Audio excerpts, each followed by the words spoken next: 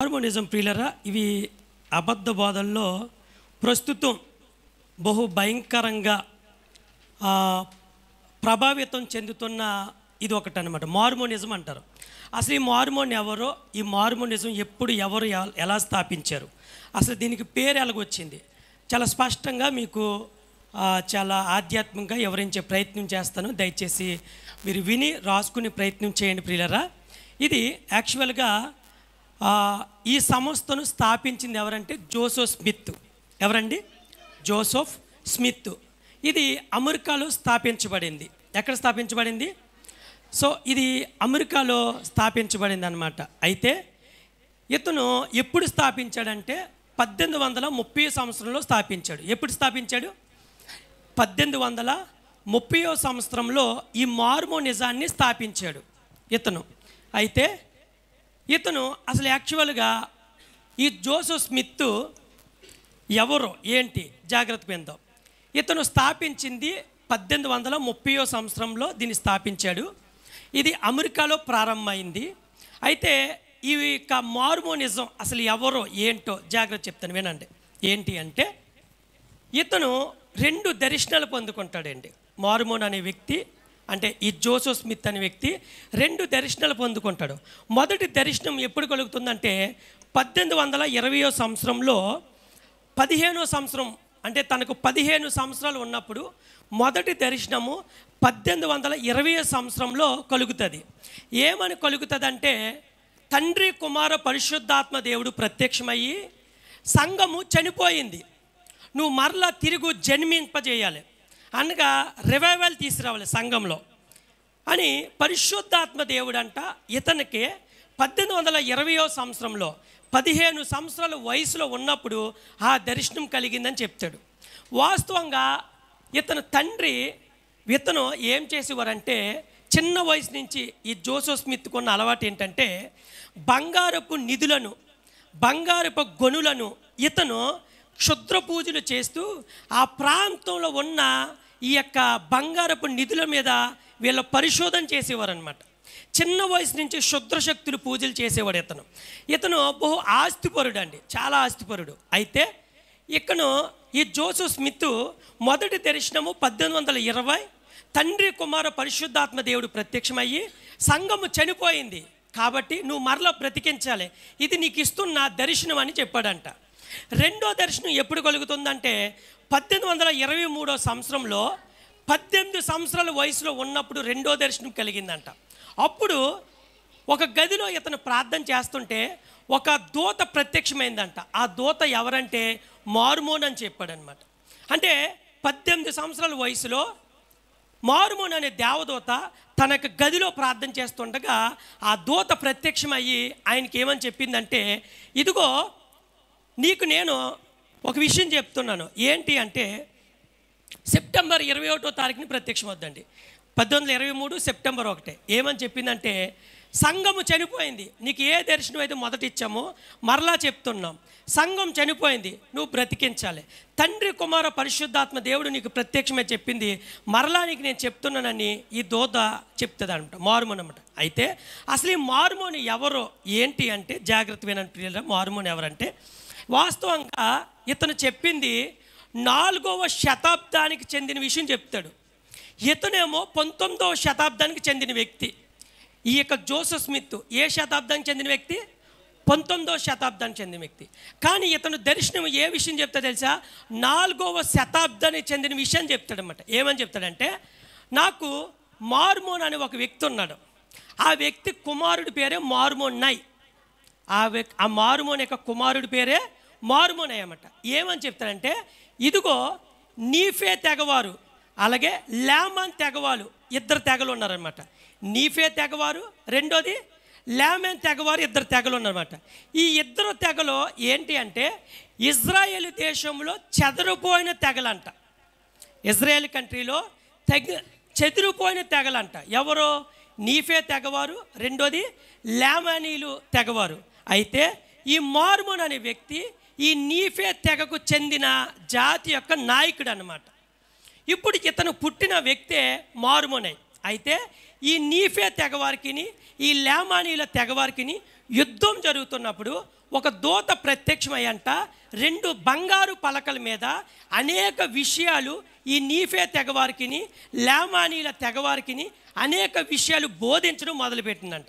ఆ సమయంలో ఆ బంగారు పలకలని ఇతను తీసుకుని ఆ యుద్ధ భూమిలో చెప్పిన ప్రతి విషయాన్ని ఆ బంగారు పలకల మీద రాసి ఆయన చనిపోయాడంట. ఎప్పుడు? క్రీస్తు శకం 74వ సంవత్సరంలో. ఇప్పుడు ఈ బంగారు పలకలు ఈ న్యూయార్క్ సిటీలో ఉన్నాయి. వాటిని నువ్వు కొనుగొని బయటకు తీసుకొచ్చి ఈ నీఫే తెగవారికి లామానీలకు తెగవారికి నువ్వు బోధించాలి, సంఘానికి బోధించాలి. సంఘం చనిపోయింది కాబట్టి నువ్వు పురుకొల్పు, నువ్వు మేలుకో అని ఆ దేవుని యొక్క దేవదూతలకు ప్రత్యక్షమైన ఈ మార్మోనై 1823వ సంవత్సరంలో తనకి తెలియపరిచిందని ప్రపంచానికి ఒక వార్తను వెల్లడిపరిచాడు.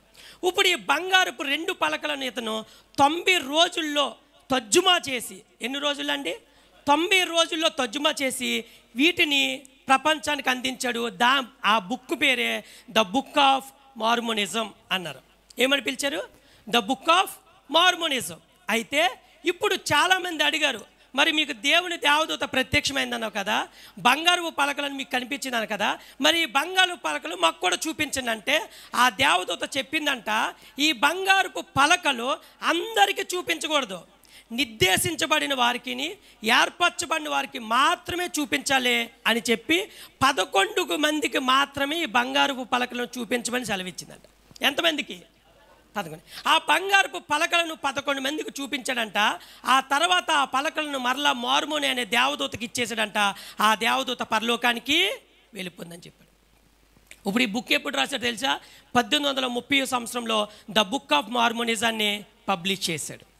1830 సంవత్సరం అంటే మొదటి దర్శనము 1820 సంవత్సరంలో 15వ సంవత్సరంలో కలిగితే, రెండో దర్శనము 1823వ సంవత్సరంలో 18 సంవత్సరాల వయసులో రెండో దర్శనం కలిగి ఈ మార్మోన్ అనే దేవదూత ప్రత్యక్షమై 2 బంగారు పలకలను ఇచ్చింది.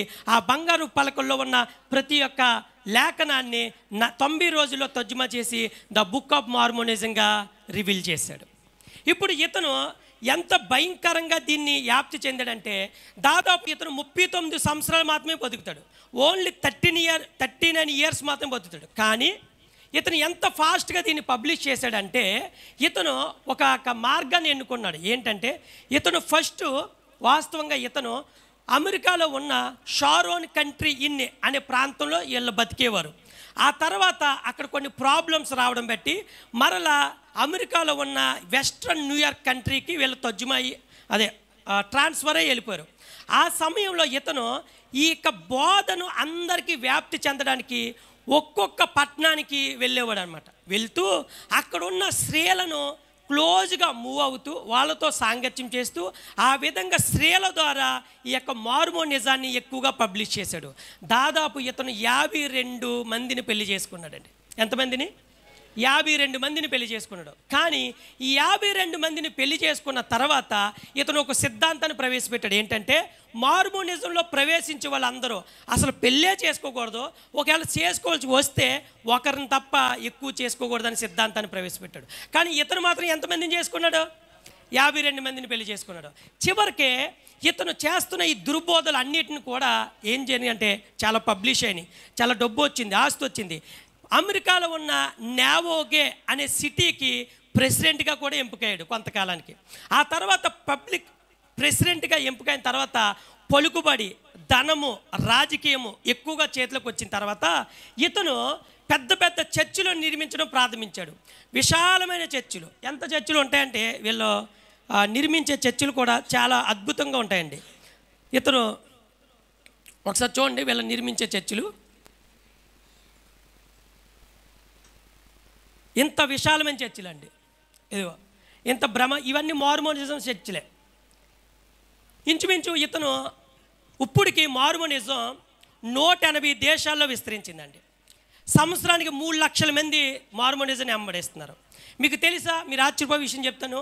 మనకు రాజమండ్రిలో కూడా మార్మోనిజం ఉంది, హైదరాబాద్లో కూడా మార్మోనిజం ఉంది, అలాగే కొన్ని ప్రాంతాలు ఉన్నాయి. ఎక్కడ ఉన్నాయి చెప్తాను చూడండి. కలకత్తా, బెంగళూరు, ఆ తర్వాత న్యూఢిల్లీ, కోయంబత్తూరు, మన వైజాగ్లో కూడా ఉందండి, హైదరాబాదు రాజమండ్రిలో కూడా మార్మోనిజం ఉంది, వైజాగ్లో ఉంది, కోయంబత్తూర్లో ఉంది, కలకత్తాలో ఉంది, బెంగళూరులో ఉంది. దాదాపు ఈ మార్మోనిజం అనే బుక్ని 115 భాషల్లో తర్జుమా చేశారు. ఎన్ని భాషలో? 115 భాషలో తర్జుమా చేశారు. ప్రజెంట్ 2 కోట్ల మందిని దీన్ని అనుసరిస్తున్నారు. 2 crores of people follow the Mormonism. 2 కోట్ల మంది ఈ మార్మోనిజంని వెంబడిస్తున్నారు. సంవత్సరానికి 3 లక్షల మంది మార్మోనిజంలో చేస్తున్నారండి. వీళ్ళు వేసుకునే డ్రెస్ ఏంటంటే, కింద నల్ల ప్యాంట్ వేసుకుంటారు, పైన వైట్ షర్ట్ వేసుకుంటారు, ఒక టై కట్టుకుంటారు, ఎక్కడ పెడితే అక్కడ సైకిల్ మీద తిరుగుతూ వీళ్ళ బుక్ని పబ్లిష్ చేస్తూ ఉచితంగానే ఇస్తారు. చాలా సైలెంట్గా చాప కింద నీరులాగా వీళ్ళ యొక్క మార్మోనిజాన్ని పబ్లిష్ చేస్తారు. వైట్ షర్ట్ వేసుకుంటారు, నల్ల ప్యాంట్ వేసుకుంటారు, టై కట్టుకుంటారు. చాలామంది స్త్రీలు కూడా ఉంటారు. మన రాజమండ్రిలో కూడా చాలా దగ్గరలో ఉంది, దివాన్ చెరువు, లాలా చెరువు దగ్గరలో ఇది ఉందన్నమాట మార్మోనిజం. వైజాగ్లో ఉంది, హైదరాబాద్లో ఉంది, ఓవరాల్గా ఇండియాలో బెంగళూరులో ఉంది, కోయంబత్తూర్లో ఉంది, కలకత్తాలో ఉంది, చాలా ప్రాంతాలు విస్తరించింది. సంవత్సరానికి 3 లక్షల మంది వస్తుంది. అయితే ఇంత పబ్లిసిటీ అయిపోతుంటే ఈ లోపల ఈ యొక్క జోసెఫ్ స్మిత్కి ఒక ఎదురు దెబ్బ తగిలింది. ఏంటి అంటే, ఇతను 52 మందిని పెళ్లి చేసుకున్నాడు కదా, ఇందులో ఒక 6గురితో చాలా సన్నిహితంగా ఉన్నాడు ఇతను మినిస్ట్రీలో. ఈ 6గురిని కూడా పెళ్లి చేసుకుందామని అనుకుంటాడు, వివాహం ఆడదాం అనుకుంటారు. కానీ ఆ సమయంలో ఈ 6గురు కూడా ఇతను చేస్తున్న దుర్బోధలను గమనించి వాళ్ళు వెంటనే ఈ యొక్క జోసెఫ్ స్మిత్కి, నువ్వు చేస్తుంది దుర్బోధలు కదా, నువ్వు బైబిల్ అనుసారంగా చేయట్లేదు, దిస్ ఇస్ ద రాంగ్ అని ఆ 6గురు కూడా ఈ జోసెఫ్ స్మిత్ మీద ఎగ్నెస్ట్గా రెడీ అయినప్పుడు మినిస్ట్రీలోంచి ఈ 6గురిని వెంటనే ఇమ్మీడియట్గా తొలగించాడు. కారణం, నేను పబ్లిష్ చేస్తున్న ఈ జోసెఫ్ స్మిత్ని, ఈ యొక్క మార్మోనిజాన్ని మీరు తప్పుపడతారని రాజకీయం యొక్క బలముతో అండతో ఆ 6గురిని బయటకు పంపించేశాడు. ఇప్పుడు బయటకు వచ్చిన ఈ 6గురు ఏం చేశారు తెలుసా ప్రియులారా? ద న్యావో ఎక్స్పోజిటర్ అనే న్యూస్ పేపర్ని పబ్లిష్ చేయడం మొదలుపెట్టారు. ఈ 6గురు కూడా ద న్యావో ఎక్స్పోజిటర్ న్యూస్ పేపర్ని, కరపత్రికని ప్రింట్ చేసి ఈ యొక్క జోసెఫ్ స్మిత్ చేస్తున్న దుర్బోధలను, అలాగే ఈ మార్మోనిజం చేస్తున్న దుర్బోధలను ప్రపంచానికి ఒకవేళ మనం తెలియపరచకపోతే క్రైస్తవ సమాజము చాలా ప్రాబ్లమ్స్లో పడుతుంది. ఇది అబద్ధ బోధ, ఇది this is the false profit అని ఈ 6గురు స్త్రీలు కూడా బయటకు వచ్చి ది నావో ఎక్స్పోజిట్ అనే న్యూస్ పేపర్ని వాళ్ళు పబ్లిష్ చేసి వెంటనే ఈ యొక్క మార్మోనిజాన్ని, అలాగే జోసెఫ్ స్మిత్ కూడా బహుభార్య తత్వాన్ని వెంటనే వీళ్ళ న్యూస్ పేపర్ రూపంలో తెలియపరిచారు. కొంతకాలానికి ఇది ఈ విధంగా ఈ 6గురు ఈ పని చేస్తున్నారని ఈ జోసెఫ్ స్మిత్ ఏం చేస్తారు తెలుసా ప్రియులరా? ఈ 6గురు చేస్తున్న ఈ పనిని ఆ ప్రింటింగ్ ప్రెస్నే కాల్ చేశాడనమాట. ఆ ప్రింటింగ్ మ్యాన్ కాల్ చేశాడు. వెంటనే ఈ 6గురు పోలీస్ స్టేషన్లో కంప్లైంట్ ఇచ్చినప్పుడు ఇమ్మీడియట్గా పోలీసు వారు వచ్చి అరెస్ట్ చేశారు. ఎప్పుడో తెలుసా? జూన్ 23, 1844 సంవత్సరంలో. జూన్ 23, 1844 సంవత్సరంలో ఇతను వెంటనే ఇమ్మీడియట్గా అరెస్ట్ చేసి, ఇతనితో పాటు ఇతను తమ్ముడు ఒక ఆయన ఉన్నాడు. ఏంటి అంటే హెర్మోని అనమాట, హెరోని అంటారు. ఇతని తమ్ముడిని అరెస్ట్ చేశాడు. ఆ తర్వాత ఏం జరిగింది తెలుసా? 1844 జూన్ 23వ తారీఖుని ఆయన జైల్లో పెడితే, హాంకాంగ్ జైల్లో కార్టిజే అనే జైల్లో పెట్టారు. హాంకాంగ్లో కార్టిజే అనే జైల్లో పెట్టిన తర్వాత ఇతను జస్ట్ జూన్ 23 పెట్టారు. జూన్ 27వ తారీఖుని 240 మంది నల్లటి ముసుగులు ధరించి తుపాకీ గన్నలు చేటపెట్టి ఆ మార్మోనిజం చేస్తున్న దుర్బోధల్ని హతమార్చాలని 240 మంది ఆ జైలు మీదే దాడి చేసి ఇమ్మీడియట్గా కాల్చి చంపేశారు జోసెఫ్ స్మిత్ని. అంతతో జోసెఫ్ స్మిత్ యొక్క మరణము ముగిసింది. జూన్ 27వ తారీఖుని 1844 సంవత్సరం కార్టిజే జైల్లో జోసెఫ్ స్మిత్ యొక్క మరణము ముగిసింది. జస్ట్ 39 years బతికాడు. మొదటి దర్శనం 1820 సంవత్సరంలో పొందుకున్నాడు. తండ్రి కుమార పరిశుద్ధాత్మ ద్వారా నేను పొందుకున్నాను చెప్పాడు.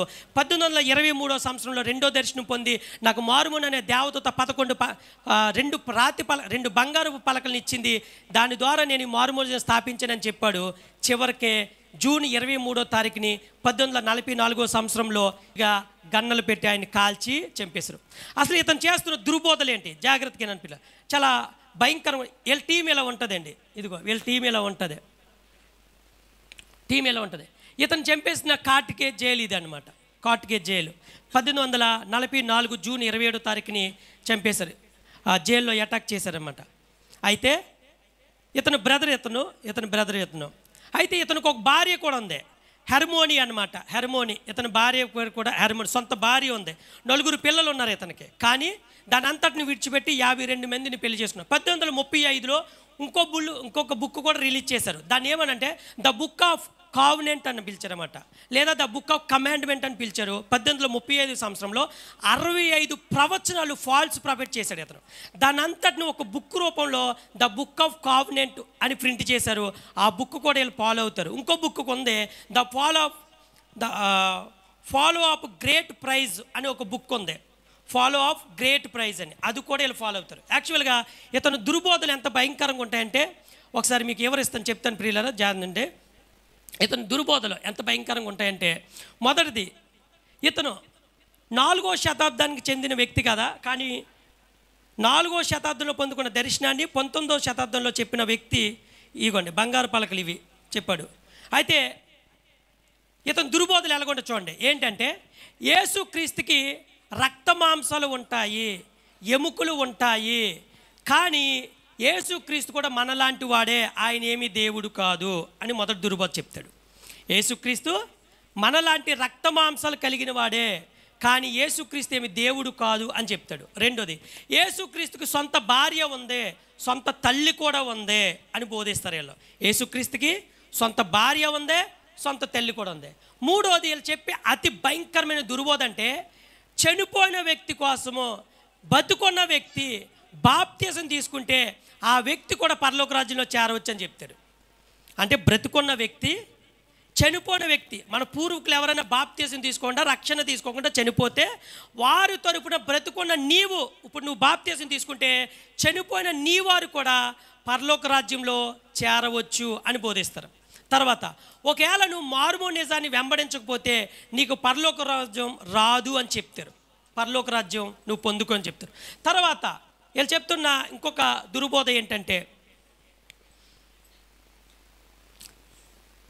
ఒకవేళ యేసుక్రీస్తు ఇదిగోండి వీళ్ళిద్దరూ, ఇది 1823 సంవత్సరంలో కలిగిన దర్శనం, ఇదేమో 1820 సంవత్సరంలో తండ్రి కుమార పరిశుద్ధాత్మ ద్వారా కలిగిన దర్శనం. వీళ్ళు ఈ విధంగా యూనిఫామ్తో ఉంటారు. ఇగో ఈ విధమైనది. వీళ్ళు ఏం చేస్తారంటే ఇంకాను ఇతర దేశాల నుంచి టీంని దించుతారు. ఆ టీం ద్వారా వీళ్ళ సువార్త చెప్తారు. లోకస్తులతో చెప్పరు, లోకల్గా ఉన్న వారితో చెప్తారు, ఇతర దేశస్తులతో వీళ్ళ బోధలు చేస్తారు. ఎందుకంటే ఆకర్షవంతంగా ఉంటాయని చెప్పి అంత ఫాల్స్ పబ్లిసిటీ వీళ్ళు చేస్తారనమాట. అయితే వీళ్ళు చేస్తున్న దుర్బోధల్లో అతి భయంకరమైన దుర్బోధలు ఏంటంటే, ఒకవేళ యేసుక్రీస్తుని నువ్వు నమ్మినా కానీ యేసుక్రీస్తుతో పాటు మార్మోనిజాన్ని నమ్మితేనే నీకు నిత్యరాజ్యం ఉందని బోధిస్తారు. యేసుక్రీస్తుతో పాటు నువ్వెవరు నమ్మలే? మార్మోనిజాన్ని కూడా నమ్మాలి, అప్పుడు మాత్రమే నీకు పరలోక రాజ్యం ఉందని చెప్తారు.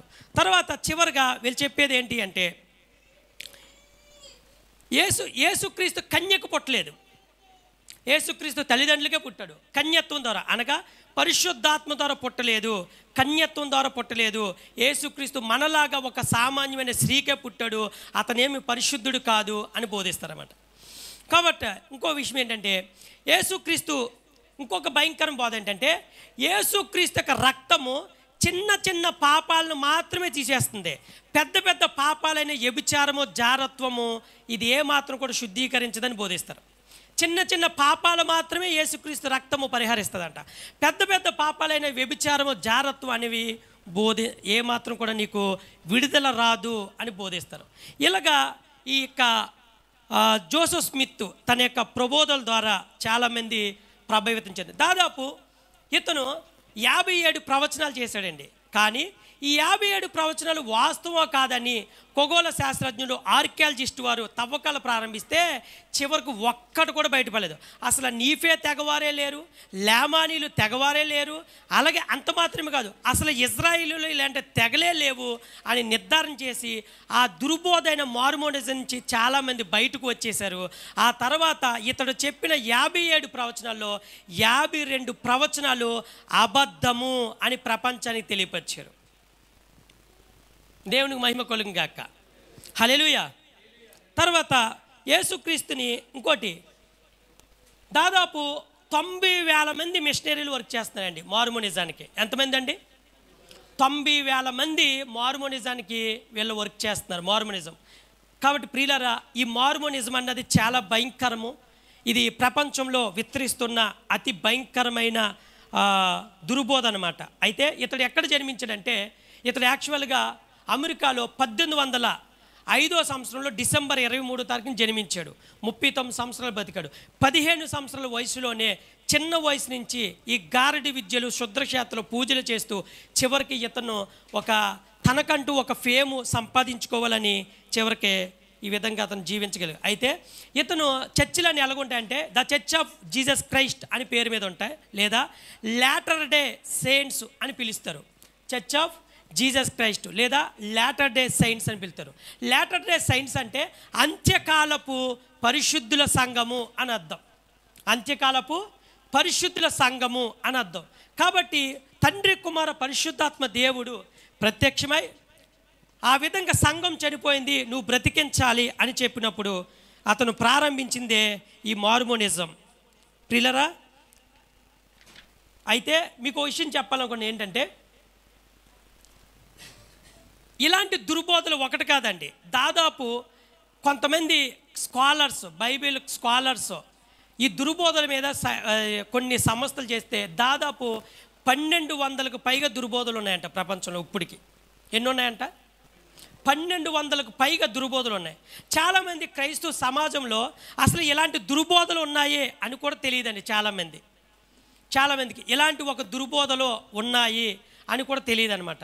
ఎందుకు విషయం చెప్తున్నా అంటే, నేటి తరానికి మనం మేలుకోకపోతే, ఒకవేళ నువ్వు వీటి మీద మినిమం అవగాహన లేకపోతే నీ సంఘమే ప్రమాదంలో పడే అవకాశం చాలా ఉంది. ఇది నగ్న సత్యం. చాలా విషయాలండి, నీ సంఘమే నిన్ను ప్రమాదంలో పడిపోయే అవకాశం చాలా ఉంది. యేసుక్రీస్తు మాట అంటాడు ఏంటంటే, ప్రతి ఆత్మను నమ్మక, ఏమంటాడు? ప్రతి ఆత్మ నమ్మక, ఏది సత్యమో, ఏది మాన్యమైందో, ఏది ఖ్యాతి గలవో మనం చాలా పరిశీలించాలండి. ఇతను చాలా చిన్న వయసులోనే ప్రారంభించాడు, కానీ వెంటనే ఇతను చేశాడు. అయితే అపోస్తుల కార్యాలు 17:11 మాట ఉంది ఏంటంటే, వీరు దశలోనికి ఉన్న వారి కంటే గొనులై వారి ఉండిరి గనుక ఆసక్తితో వాక్యమును అంగీకరించి పౌలును శీలయు చెప్పిన సంగతులు అలాగున్నవో లేవో అని ప్రతి దినము లేఖనములు పరిశోధించారు. అంటే పౌలు శీల చెప్పితేనే లేఖనాలు పరిశోధించారు. అంటే ఈ సమయంలో నువ్వు నేను యూట్యూబ్లో, ఫేస్బుక్లో ఎవడు బోధపడితే అది వచ్చేస్తుందని. 10th క్లాస్ కూడా కంప్లీట్ చేయట్లే, సేవ అంటున్నారు. ఇంటర్మీడియట్ కూడా కంప్లీట్ చేయట్లే, సేవ అంటున్నారు. ఒకళ్ళ దగ్గర డిసేబుల్ చేయట్లే, సేవ అంటున్నారు. ఒకళ్ళ కింద పని చేయట్లే, సేవ అంటున్నారు. మా తండ్రి సేవకుడు, నేను సేవకు వచ్చేసాను అంటున్నారు. ఎవరు నమ్మాలో ఎవరు నమ్మట్లే అనలే. చిన్న వయసులో బటన్ నొక్కితే ఫేమస్ అయిపోవాలనుకుంటున్నారు. లిఫ్ట్ నొక్కితే 5 నిమిషాల్లో లిఫ్ట్ ఎక్కేసినట్టు రాత్రికి రాత్రే సెలబ్రిటీ, పబ్లిసిటీ అయిపోవాలని కోరుకునే వాళ్ళు చాలామంది ఉన్నారు. ఉన్న టెక్నాలజీని చాలా త్వరితంగా ఉపయోగించుకుని నేను కూడా ఒక సేవకుడు అనిపించేసుకోవాలి, సేవకు వచ్చేయాలి, పిలిపి ఏంటో, కాలింగ్ ఏంటో అసలు డిఫరెంట్ తెలియకుండా చాలామంది తయారైపోతున్నారండి. నిన్న కాక మొన్న బయలుదేరి అనుభవం కలిగిన వాళ్ళని కూడా చులకన చేయడం,